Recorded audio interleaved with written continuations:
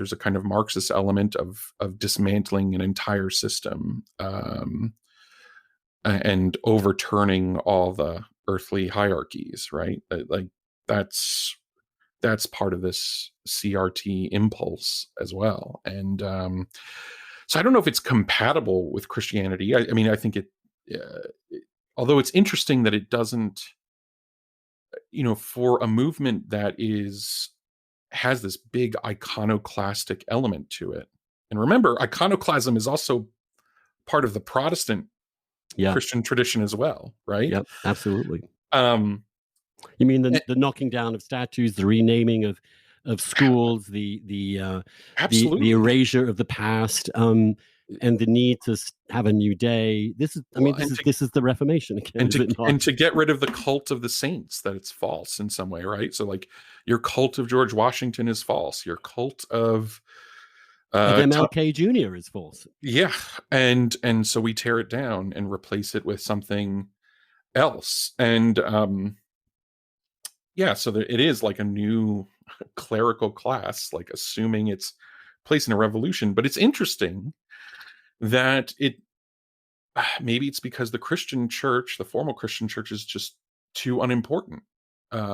It's not. They're not going into St. Patrick's Cathedral and knocking down statues of saints. They're not burning churches that preach Orthodox Christianity or even more unorthodox forms of Christianity.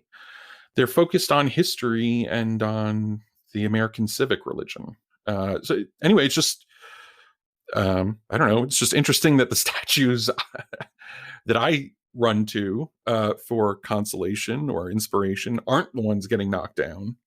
It's all the American ones, the civic ones. Right. But that presupposes a confusion, does it not, of the religious and the secular world, that you're projecting a religious meaning on what are in effect a sort of secular civic order, right? And that also seems to be a bit of a category error. Again, I mean, but the way you talk about it, and certainly the way I've seen it, and the way recent converts speak of it,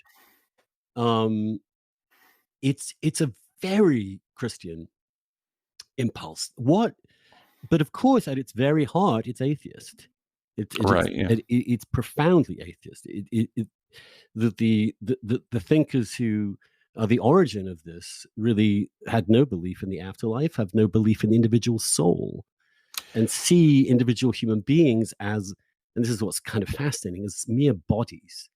That's the phrase "black and brown bodies," which is so interesting when you think of the souls of black folk, and it's because it has no redemption after it. The redemption has to happen on Earth, right? Well, that was in a way like Coates is the one who Ta-Nehisi Coates popularized the bodies, and I think it was very deliberately his self-consciously atheistic response to the souls of black folks and to the churchly tradition of black politics in America. And I mean, I think. So, I mean, think about if you think of the civil rights movement in some ways as a Christian movement, which I think you could make a good argument that it was, even though, of course, it had so much secular, particularly Jewish involvement and white involvement, but the black church was central to it. The speeches are so redolent of the incredible legacy of the black church in America and the culture and spirit and sense of redemption that it created, and also the sense of solace that it gave in the presence of constant obliteration and fear and oppression for so long.